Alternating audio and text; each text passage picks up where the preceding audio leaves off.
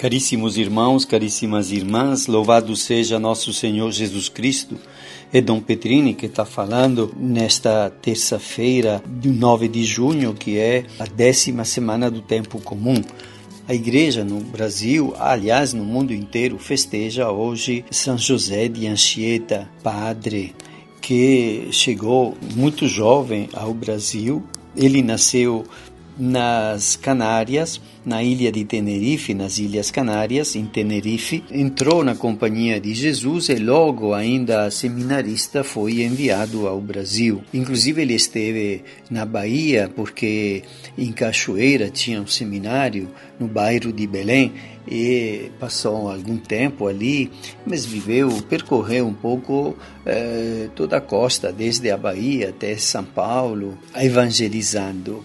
Ele foi, de fato, chamado como o apóstolo do Brasil, porque mergulhou de tal maneira na realidade aqui do Brasil, que estava nascendo como nova realidade, que ele aprendeu a língua dos indígenas, escreveu uma gramática da língua tupi-guarani e depois escreveu um catecismo na língua deles, para poder comunicar com maior facilidade com as crianças, com os adultos, manifestando-se na língua dos indígenas. E também escreveu poemas e orações que certamente ele teve um papel muito importante para ser um evangelizador. Claro, não somente dos povos indígenas, mas também dos portugueses que tinham chegado até o Brasil. Os outros, quem sabe, eram conquistadores que tinham vindo em busca de riquezas, de ouro e depois o pau-brasil. Mas ele estava numa outra direção, procurando anunciar Jesus para as pessoas que nunca tinham ouvido falar dele. E pelos relatos dele, porque escrevia periodicamente cartas aos seus superiores de Portugal, ele relata como todas estas atividades e como havia uma acolhida muito boa à palavra de Deus e à vida cristã. Queremos recordar, então, hoje de maneira especial, São José de Anchieta, que é para nós como que uma figura fundamental, uma espécie de patriarca, no sentido de que ele está na origem da expansão da comunidade cristã. Enquanto os conquistadores, quem sabe, tinham comportamentos agressivos, violentos, preocupados em ganhar muito dinheiro, ele e os confrades e os outros evangelizadores que tinham chegado ao Brasil desde o começo, tinham uma outra mentalidade, podendo dar uma acolhida àquelas pessoas mais pobres, aos sofredores, cuidando como podiam e como sabiam fazer das pessoas que Deus lhe enviava. O evangelho que é lido hoje é de São Mateus, é a continuação do evangelho que foi lido ontem, é no 5º capítulo de São Mateus, que é o famoso capítulo das bem-aventuranças. Ontem nós comentamos as bem-aventuranças e hoje Jesus continua falando: vós sois o sal da terra, e depois fala: vós sois a luz do mundo. E, claro, recomendando que as pessoas tomassem cuidado para que o sal não perdesse a sabor e a luz não ficasse escondida, porque o sal deve dar sabor a tudo, a vida inteira. O sal, que sal é esse? Eles tinham sal porque eram maravilhosos, estes apóstolos que estavam ouvindo Jesus falar, os discípulos que estavam acompanhando as suas pregações de Jesus, eles eram maravilhosos, eram o sal da sabedoria estava com ele? Não, o sal era ele, Jesus.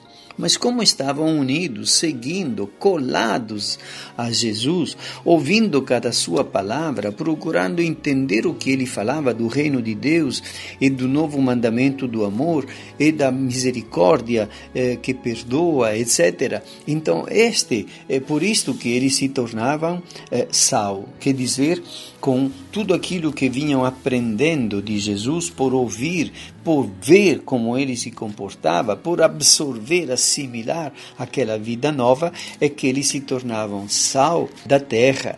E o sal, disse Jesus, se tornar insosso, para que serve? Para mais nada, senão para ser jogado fora e pisado pelos homens. E depois ele fala, vós sois a luz do mundo. E não pode ficar escondida uma cidade construída sobre o mundo. Por que os discípulos seriam luz? Eles tinham uma luz própria de inteligência, de brilho, de grande capacidade. Não, a luz é Cristo.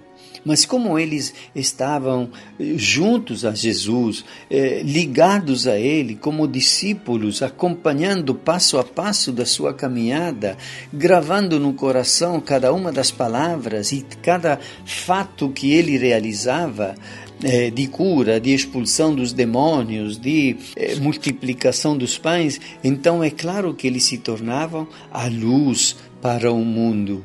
Nesse sentido, nós podemos dizer que nós podemos ser luz como a lua.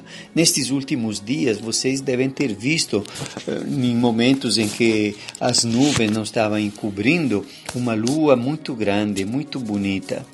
A lua parece luminosa de noite, quando tem aquelas trevas totais, a lua consegue clarear um pouquinho, não como o sol, mas já ilumina, é bonita de ver e ao mesmo tempo ilumina um pouco, pelo menos ainda conseguimos identificar a casa, as árvores, uma pessoa que anda na rua, etc. Essa luz da lua é dela? Não, ele é um corpo cinzento. Mas o sol bate na lua, a luz do sol chega até a lua, bate nela e se reflete. E a lua aparece luminosa, assim, não de uma luz própria, mas da luz que é do sol. Da mesma maneira, a luz que é Cristo entra no nosso coração e se reflete fora da nossa pessoa, através dos olhos, através do sorriso, através das palavras que dizemos, dos gestos que realizamos. E assim a nossa vida se torna sal e luz dentro de casa, para ajudar a cada membro da família a viver com mais sabedoria, a saber acertar o passo e não ir tropeçando como quem anda nas trevas. E na atividade do trabalho, nós somos chamados a carregar e trazer esta luz que é Cristo e este sal que é Ele, sua sabedoria divina e do Evangelho, para que as pessoas possam, de um lado, alegrar-se, porque a vida adquire beleza, significado, sabor, e por outro lado, ter mais clareza de como comportar-se dentro de um mundo que está sempre mais cercado de trevas e parece insosso, sem graça, sem beleza, sem gosto de viver, como de fato muitas pessoas vivem.